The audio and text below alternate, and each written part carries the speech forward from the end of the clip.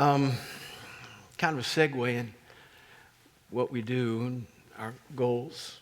We want to be a blessing during this time to our community. And in my gratitude, I want to say thank you to all of you who are servants in this house and staff that came out this morning to create a sacrifice of worship, Hebrews 13:15, so that the congregation can benefit in the safety of their homes. Thank you so much for your sacrifice and your effort.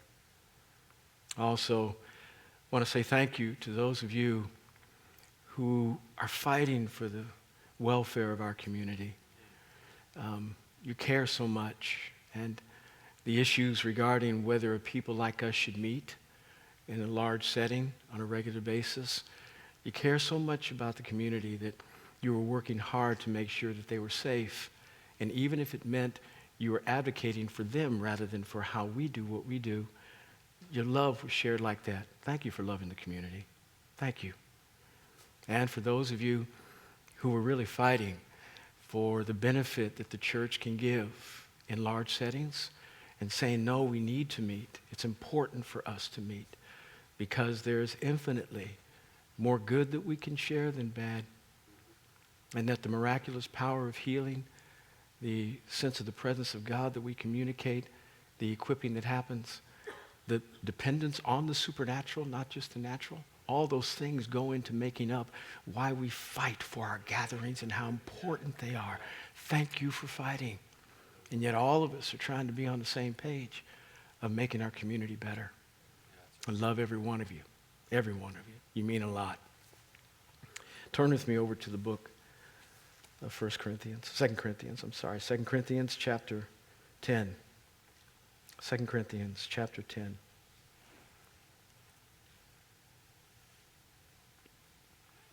The title of the message today is Warring Well. Warring Well. We're going to look at verses 1 through 6. The writer is Paul, and he says, Now I, Paul, myself, urge you by the meekness and gentleness of Christ, I who am meek when face to face with you, but bold toward you when absent. I ask that when I am present, I need not be bold with the confidence with which I propose to be courageous against some who regard us as if we walked according to the flesh. Verse 3, For though we walk in the flesh, we do not war according to the flesh.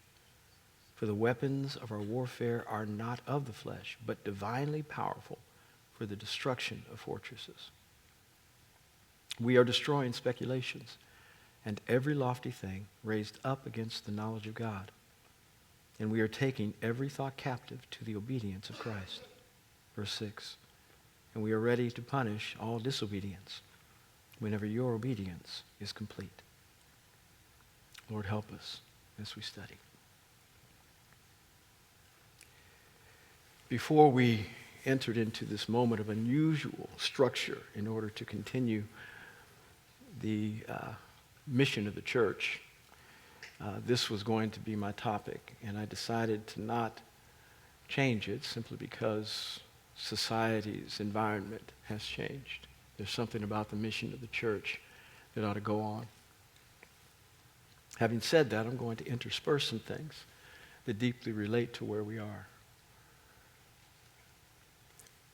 Paul was working as best he could with the church at Corinth to help them understand what it meant to receive instruction well and how that instruction was to be given. Here's a man who had more authority than anybody on the planet. The authority that God had given him was beyond that which any potentate had in the Roman Empire, in the Jewish Empire. The authority that God gave him was extraordinary. He was able to architect churches. He was able to tell churches to stop doing what they're doing. Remember, the church is the most influential institution in the universe. I say that without qualification. There is no more influential institution in the universe than the church. Why? Because it's God's priority in terms of creating effective change in the earth. Now, you may say, are you kidding me? And that is because the church many times is just a social gathering on a Sunday morning. It's a feel-good moment for people to get together. And since I have now moved to a better understanding of my social identity, I now am self-actualized. I feel better than when I walked out. The church is not just a self-help moment. The church is an equipping time. The church is a people that are to be an agent of help and healing to the world. And it is God's answer to every problem that exists. Every problem that exists. And Paul was the primary leader of that church. Now there were others. There was Peter, there was James, John, all the apostles that were in Jerusalem. But none more influential than this man. He wrote 2/3 of the New Testament. He started most of the churches that we know that were started in the first century. And those churches were not small churches. Some of them were 20,000. We believe the church at Ephesus was 20,000 people before Paul passed. A major influencer in how Ephesus did what it did. And so this man had more authority than anybody else. Peter, James, but I'll say it this way. There was nobody who had more authority than him. And yet he says, when I come to you in the meekness and gentleness of Christ.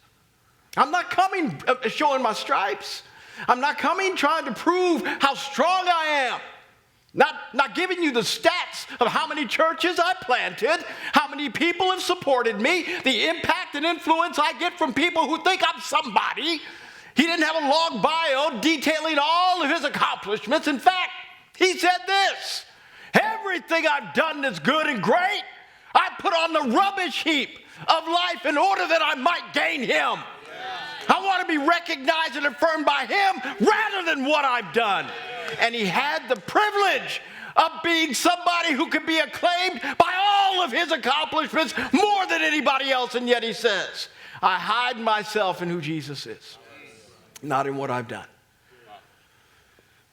I concentrate on this point because if you want to be a good warrior, a battler in spiritual realms, it has nothing to do with how many PhDs you've got, how much money you've got, how good looking you are, how glib you are. Not how well you can form your sentences and frame your arguments.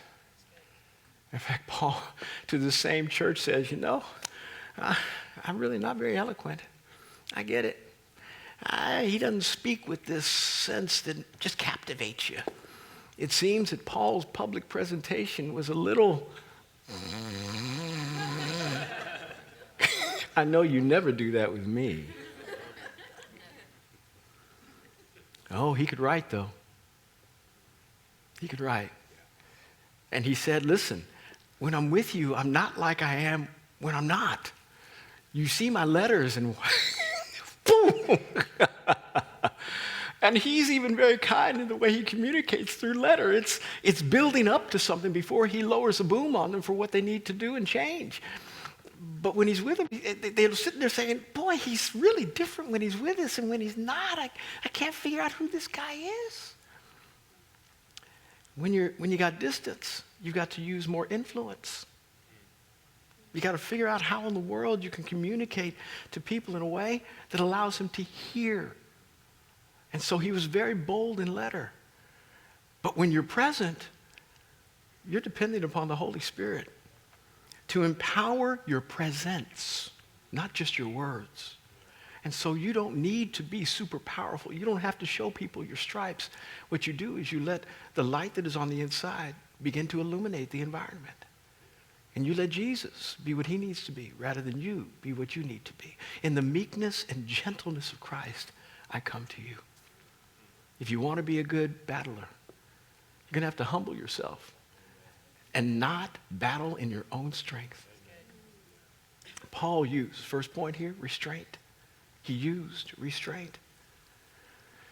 When we talk about what it means to battle for our community, we're battling out there, not on the basis of our strength, but our weakness.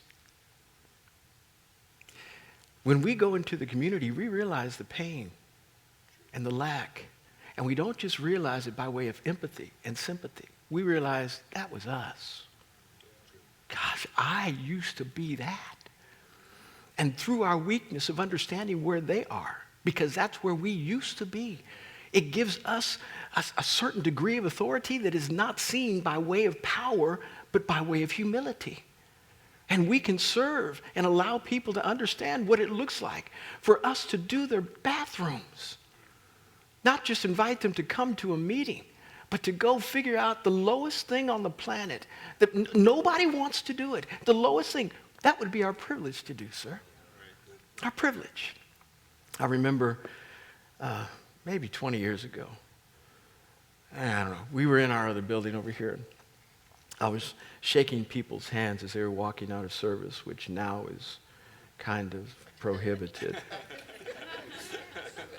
And somebody came up to me and they said, "Pastor, the men's bathroom is clogged and we need to fix it." You can understand, we were smaller then, so for the most part, everything went through me. And I'm sitting there saying, okay, well, who can I get to fix it? And I saw one of my friends over here, Daryl Green. I said, D, the bathroom is clogged. There's a plunger over there in the closet. Can you please get it and go unclog it? Now, you're sitting there saying, you mean the Daryl Green, the football player, Hall of Famer, 100 greatest Daryl Green? You asked him to go? Yeah, and you know what he said? Glad to do it. Went in there, got it unclogged. We don't come in our strength for service. We don't come saying who we are with our titles. When I walk out of here, I'm just Brett. I'm just a guy. I'm a kid that grew up in Kansas that should not be in the spot he's in. And all I want to do is be a servant to the community. That's the attitude we all need to have. That prepares us well to war right. If you don't have this humility, restraint of action, even though you've got the authority to do what you want to do, if you don't have this humility and restraint, when you approach the battle, you're going to approach it very differently. You're going to rely upon stuff that's not going to work. And you very well might be mad at the wrong entities. Wrong entities. He says here that I need to come in the meekness and gentleness of Christ. And you think, because I'm writing this letter, that I'm coming relying upon my own flesh. That somehow my fleshly accomplishments and strength are those upon which I'm going to now depend in order to change your mind. Now, the entire passage here is speaking more about making sure that Paul begins to deal with the wrong ideas that are in church. The Corinthians were believing wrong. And he said, there are things that need to be addressed about your wrong believing. And the authority that I have is not that which is going to be used through my fleshly conduct. The authority I have is going to be used through the meekness and gentleness of Christ to take these thoughts and do with them that needs to be done with them, because they are running rampant among you and they are destroying the true theology of the simplicity and the sacrifice of Christ for your benefit. And so I've got to figure out a way to war against those thoughts, not against you.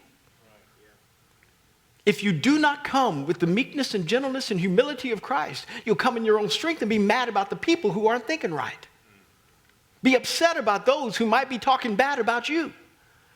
Begin to think they are the enemy rather than the things that are behind them. Oh, we had a prayer meeting yesterday, and we realized this, that there is a principality and power. Let's say this. There are principalities and powers that seem to be influencing the entire world. But it is that which is coming through human beings that is dictating what we ought to do and not do. And there is no way we need to begin to target the people. We need to begin to target the principalities and the powers. And serve the people well. People are only doing what they think is best, and I'm happy for them. I love them. But we are warring against something very, very different. And this is why the church is the only institution on the planet that can claim the right to use all authority in heaven and on earth. Because God uses it to deal with the things behind the scenes so that the things in front that we see can change. And we care deeply for our community. We love our community. We'll die for our community.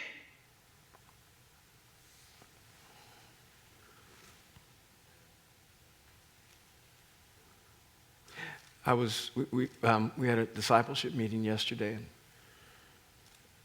I told some of the people who were in the room, I said, I don't think y'all know me very well. I don't care much for my life. If I could give it for somebody else, great.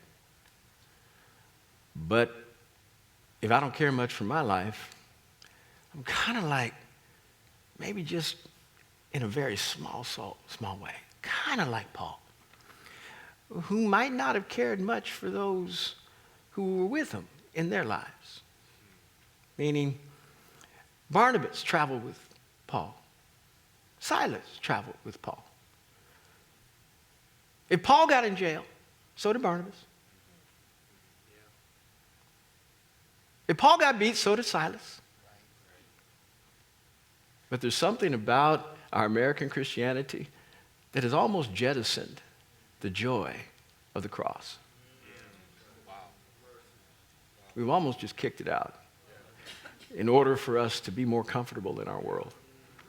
When it was embraced in the first century, the disciples, when they were persecuted for preaching the gospel in Acts chapter 4, beaten with rods, came out of that moment, not looking at one another thinking, oh my goodness, I'm in such pain. I don't know. Maybe we can strategize differently and not do this way. Maybe there's a way we can, preach the gospel and not have to be seen as antagonists to the political and religious systems. Maybe they walked out saying this, whoo, can you believe it, guys? We were considered worthy of suffering for Jesus. What a joy.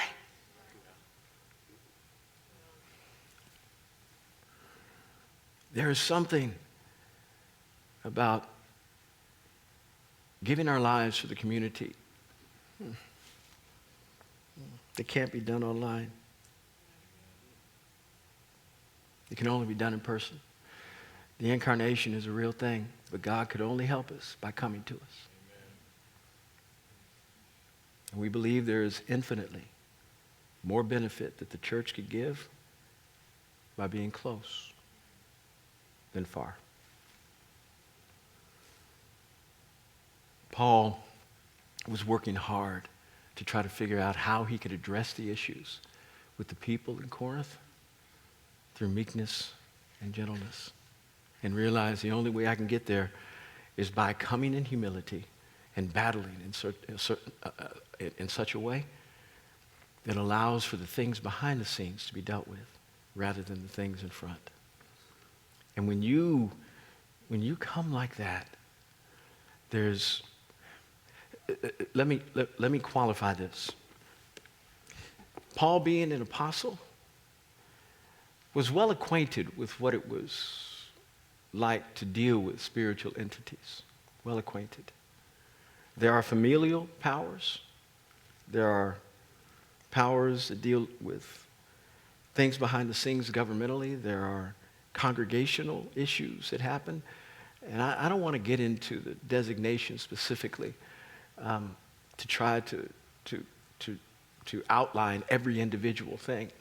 But it's important for us as a people to know how we are going to war well when it comes to battling, because every day of our lives is a battle. And generally speaking, the circumstances that present themselves are presented by people. And we cannot war against the people. Our job is to war against the stuff behind it. Now, most of the time, our warring, because we aren't where Paul is, our warring comes, we need to address the us. We haven't gotten to the place where we are the meek and the gentle. And so there's too much of us. And we need to war with us so that we can get to the place where we can be what Paul can be, so we can then deal with the things outside. And so if you're talking about battling in your family with things that you cannot see, it's not about whether your son or daughter needs to obey you better. It is, but that's not the complete thing. You're not going to see the victory you need to see simply by logic and sitting them down for a 45-minute conversation. You're going to have to pray and deal with the things behind the stuff and realize that the problem is usually you. I realize they're disobedient, but where'd they get it from? It came naturally. I know you want to blame Adam and Eve, but it's you. It's you. Every time my children didn't do right, and they are phenomenal. I love my kids. Listen, any parent would love to have the problems that Cynthia and I got. That's how great my kids are. But they did disobey. And every time I began to get into the mode of thinking, I need to really get into it, Cynthia would let me know. Slow down. Be careful. And I didn't realize that it was more of my flesh beginning to get into the battle than me really caring for them like the Spirit of God would. Coming in the meekness and gentleness of Christ to correct things. And there is never a time when we don't need to come in the meekness and gentleness of Christ to correct things. Never. Never. Moses did his best to try to fix stuff. And the people of Israel were disobeying again. It was their pattern. And I have some compassion on Moses. I mean, he was one of the greatest leaders God ever made. Up to that point, the greatest leader. And twice, at least, I think it's like 4 or 5 times, but at least twice, while the children of Israel were in the wilderness, God said, I'm going to kill them. So Moses had some sense of, there may be a time I can agree with you about this. But every time God said, I'm going to deal with him, Moses got on his face and said, please don't. Please don't. God have mercy. God have mercy. God have mercy. And the Lord listened to Moses' cry. I don't have time to go into how God changes his mind and that he doesn't need man's inspiration in order to do so, and that he's completely sovereign, and he knew what he was going to do before that happened, and it was all a plan for Moses to develop the sensitivity on his insides so that he can be the shepherd he needed to be rather than the leader he was from Egypt, and developing the kind of things that were spiritually motivated rather than just governmentally motivated. All those things were part of the process that allowed God to seem like he was changing his mind when he never does. But in the process, I think something developed in Moses whereby he said, I've been good enough to these people now. I've stopped God from wiping them out a couple of times. So at the end of his ministry, the people were mad that they didn't have any water. This happened earlier in his ministry as they were coming out of Egypt and wandering into the wilderness. They didn't have any water. And they grumbled at Moses again. Now, they were wrong. I mean, you grumble at Moses, who 10 miracles in Egypt that let you out. You came out with all the resources from the people of Egypt. You went to every house and asked, give me your stuff. They said, absolutely. It is our offering to give to you so that no bad happens to us anymore. And so these slaves who had nothing, came out wealthy. Then they came to the Red Sea. It parted. Like never before has that happened. Under Moses' leadership, they come through on dry ground. They get on the other side, the sea closes up and destroys the Egyptians who were trying to follow them. Never more did they have to worry about being enslaved by Egypt. Moses had enough credibility just from that. But then 9 times in the wilderness, God brought them to places of need, and they never, meaning the Israelites, cried out to him for help. They only got mad at Moses. This was the 10th. And Moses was sitting there thinking, okay, I've responded pretty well. But I've had it with y'all. You all haven't thrown me a pastor's appreciation month. You haven't recognized my birthday. You've never said thank you. Been 40 years, 38 years out here with you in the wilderness. And you have not given me my due. You stiff-necked, rebellious people. For the last 38, you've been out here doing wrong. And it's been my responsibility to try to get you right. I am so angry with you. As they were asking for water, God told them to speak to the rock.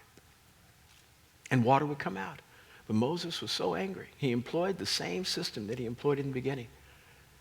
when they came out of Egypt in order to get water from a rock, God then said, hit the rock. And this time God said, speak to the rock. Instead, Moses hit the rock. No water came out because he wasn't doing it the way God said. And he didn't have the attitude that God wanted. And so Moses hits it again. And then water comes out.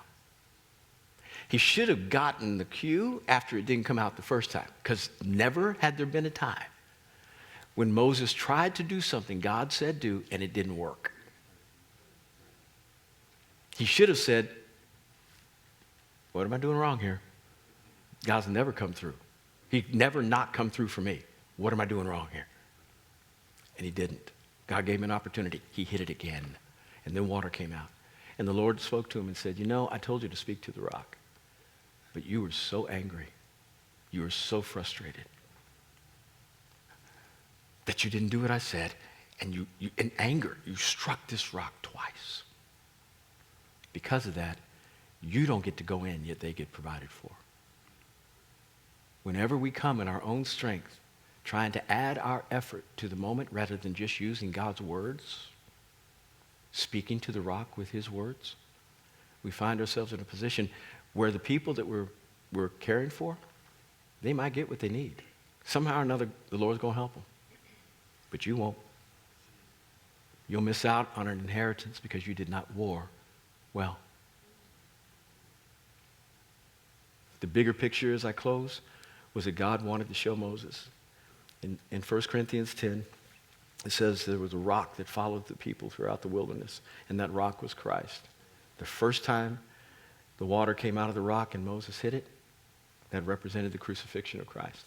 He was struck for our iniquities, and out of him flowed our life. The second time, he was just supposed to talk to him, meaning Jesus doesn't need to be struck twice. Just once. He only needs to go to the cross once. After that, we just talk to him for what we need. We just petition him with his words on the basis of that which flows from the cross to us. God was trying to produce a shadow, a foreshadow of what it would be like, and Moses blew it. And not only did God want to produce a foreshadow, he wanted to help Moses understand what it was like to provide for people with consistency, and do not ever misrepresent me. You've done really well the entire time. One time caused him not to enter into the promised land. One. And Moses thought it was so unrighteous, he begged God, like a child going through the checkout aisle, trying to figure out why mama won't get him his Skittles. Begged God over and over and over and over and over, to where God had to tell Moses, stop speaking to me about this. Don't talk to me about this anymore. Moses never went in the promised land. When we do not come in the meekness and gentleness of Christ, we find ourselves in a position of not entering into the promises that God desires. Though the people very well might benefit from that which we are trying to project and present, we may not. I beg you, develop the humility necessary to be the representative of Christ so you can war well in your environment. Whether it be for your family, whether it be for your business, let the meekness and gentleness of Christ be that which goes before you, inspires you, and follows after you, so that people talk about you when they leave in a good way, not a bad. Let's pray. Daddy, I love you. Thank you for your goodness and grace. Empower us as a people to be the kinds of folks that can serve you and our community well.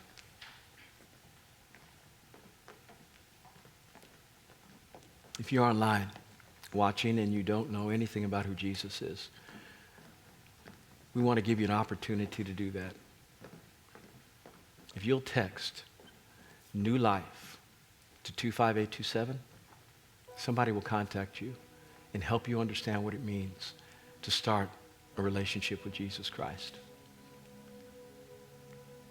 He's not only the Savior who wants to make sure you don't have to suffer the consequences for your own misdeeds, but he's the Lord that wants to make your life better here. Relevant, more effective, fulfilling. If you want to serve that wonderful Jesus, text New Life to 25827, and somebody will contact you. Church, this week, be the church. Do what you need to do. Get out there in the community and be a salve to those that are wounded. Be salt in corrupt environments. Be light in the midst of darkness. I had the privilege yesterday of going around and driving to my community, praying for my homes. Start prayer walks. Drive prayers, where you're just going through the community and believing God to heal. You become the shield against things. We know that the COVID-19 thing is a scary thing for most people. Not for me. I'm really excited about the possibility of being a help to those that need it. And as I leave the stage, there was a plague that broke out in number 16 against the people in Israel. And Moses and Aaron saw it, and people were suffering greatly. And Moses and Aaron had the idea of taking a censer. This had never been done before. Taking a censer, putting incense in it, lighting it, and having Aaron run throughout the community. Incense represented in the Old Testament prayer.